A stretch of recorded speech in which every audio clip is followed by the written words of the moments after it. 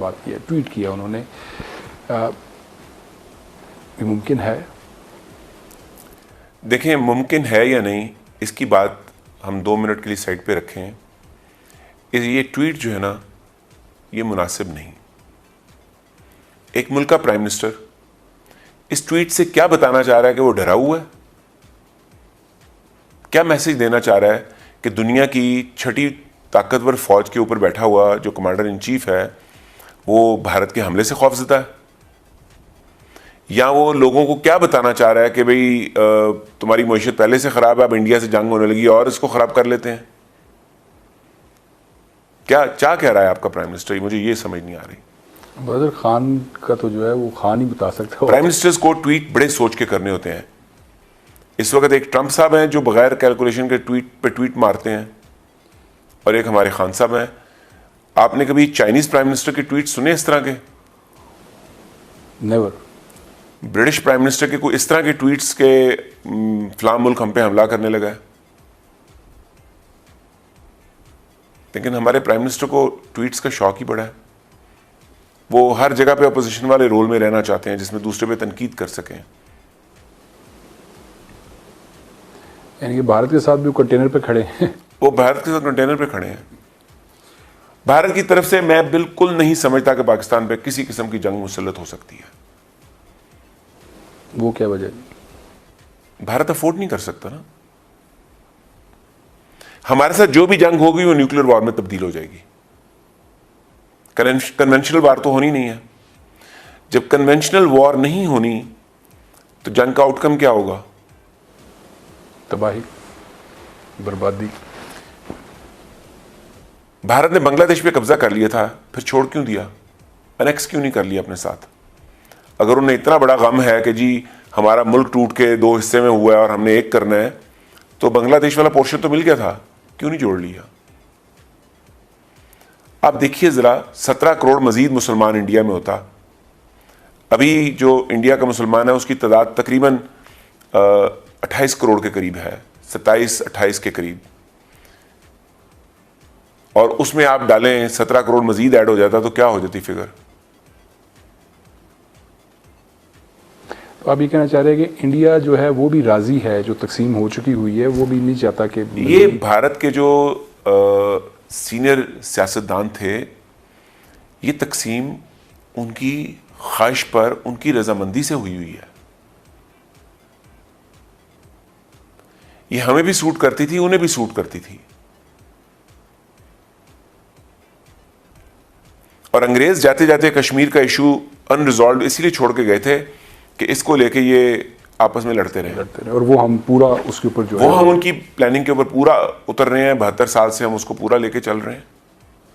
अब जो मतलब सिचुएशन बन गई है, वहाँ से ये इतलात आ रही हैं कि लद्दाख के बॉर्डर पे जो है वो चाइना के साथ भी जो है वो रिफ्ट जो है वो बढ़ रही है और वहाँ पे भी झड़पें हो रही हैं। कोई ऐसी इतला नहीं मिली कि उसकी हलाकत हुई हो या कोई, लेकिन वो क्या मसला बना हुआ है। और वो यानी कि पहले तो हम थे ना, हम हर एक के साथ जो है वो हमारा था कि हिंदुस्तान के साथ भी, ईरान के साथ भी, अफगानिस्तान के साथ भी।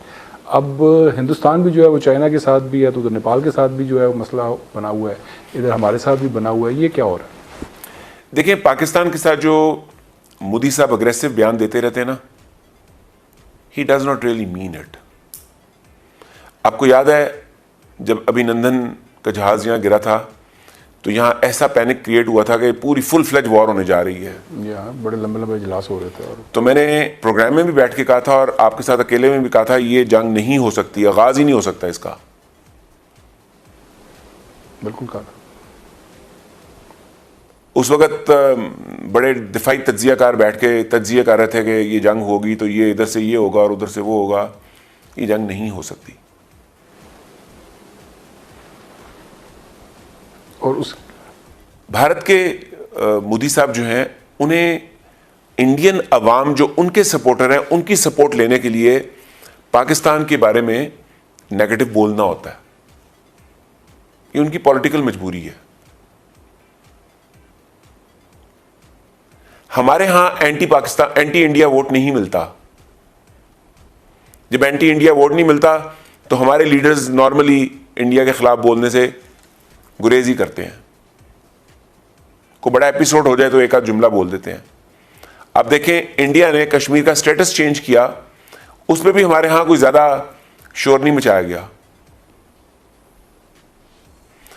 अब सिचुएशन ये है कि पाकिस्तान के साथ जो भी जंग होगी वो न्यूक्लियर वॉर पे कन्वर्ट हो जाएगी, लेकिन चाइना के साथ जो जंग होगी वो न्यूक्लियर वॉर नहीं होगी, वो बड़ी देर तक कन्वेंशनल वॉर रह सकती है, क्योंकि चाइना और भारत बड़ी देर तक अपने कन्वेंशनल हथियारों से जंगें लड़ सकते हैं। हमारे पास कन्वेंशनल हथियार ज़्यादा है नहीं, तो हमारा ज़्यादा रिलायंस जो है वो न्यूक्स पे होगा, तो हमारे साथ उनकी जंग का कोई इम्कान नहीं है, और चाइना के साथ भी उनकी जंग का कोई इम्कान नहीं है। अब बैठ के कैलकुलेट करते हैं ना फैक्टर्स। जी। जब तक किसी जंग में किसी एक मुल्क को फायदा होने का इम्कान नजर ना आ रहा हो, जंग नहीं हुआ करती। भारत चाइना की जंग में भारत को कोई फायदा नहीं होने लगा, तो वो इस जंग में पहल नहीं करेगा, और चाइना उनको अपना माल बेचता है हर साल $60 अरब का। वो नहीं चाहेगा कि उस जंग के जरिए उसका $60 अरब सालाना मर जाए,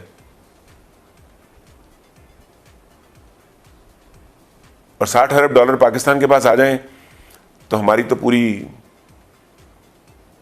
लॉटरी निकला है। है। तो यानी कि ये इसी तरह जो हल्का फुल्का जो है वो ये बजट के दिनों का शुगल होगा, और बजट के दिनों का शुगल बाद में, हाँ इसमें स्ट्रेटेजीज भी इन्वॉल्व हैं। वो स्ट्रेटेजीज जहां तक भी जाएंगी वो जंग की नौबत तक नहीं लेके जाएंगी। ये उधर का भी बजट बढ़ेगा। यानी अगर भारत पाकिस्तान पे प्रेशर डाल के पाकिस्तान काउंटर प्रेशर ले आता है तो चाइना को ये सूट नहीं करेगा। चुनाचे वो लद्दाख में अपने आप को थोड़ा एक्टिव करने की कोशिश करेगा ताकि भारत देख ले कि मैं भी आ गया हूं, और भारत ज़्यादा हिम्मत ना करे कि आगे बढ़ना है। तो अब देख लें, जब चाइना फैक्टर ऐड हुआ है तो मोदी साहब ने चाइनीज़ प्राइम मिनिस्टर पे एक जुमला नहीं कसा, चाइनीज़ फौज के बारे में उन्होंने एक जुमला नहीं कहा। वो जितने जुमले हैं वो सिर्फ पाकिस्तान के बारे में कहते हैं क्योंकि वो उन्हें सूट करते हैं, लेकिन अगर उन्होंने चाइना के बारे में जुमला कहे तो ये जुमले जंग की तरफ लेके जा सकते हैं। ये इधर से एक जुमला बोलेंगे, उधर से फिर 2 जुमले आएंगे, तो फिर वो हालात गर्म हो जाएंगे। तो वो नहीं बोलेंगे ऐसे जुमले, बहुत बोलेंगे तो कैलकुलेट करके बोलेंगे, दोस्ती की बात करेंगे, इख्तलाफात को ख़त्म करने की बात करेंगे, जंग की धमकी नहीं देंगे। तो उधर चाइना के साथ उनका डायलॉग प्रोसेस का आगाज हो जाएगा, वो मसला उनका हल हो जाएगा। इधर क्या होगा सर? इधर भी कुछ नहीं होगा, इधर भी हमसे जंग लड़के उन्हें कुछ नहीं मिलेगा। आजकल जहां हमारी इकॉनमी बहुत मुश्किल का शिकार है, वहां इंडियन इकॉनमी भी बड़ी सख्त मुश्किल का शिकार है। इंडिया के अंदर हमारे से ज़्यादा गुर्बत है। अगर हमारे पास कम पैसे हैं तो आबादी भी कम है, बोझ भी कम है। अगर उनके पास थोड़े पैसे ज़्यादा हैं तो बोझ भी उतना ही ज़्यादा है, लायबिलिटीज़ भी उतनी ज़्यादा हैं। तो इस वक्त वो ऑलरेडी अपनी इंटरनल इंतशार का बहुत शिकार हैं। वहाँ जो इस वक्त एंटी मुस्लिम सेंटिमेंट्स डेवलप करवाए हैं उन्होंने, उसके नतीजे में 28 करोड़ मुसलमानों के दिलों में एंटी इंडिया सेंटिमेंट्स डेवलप होना शुरू हो गए हैं।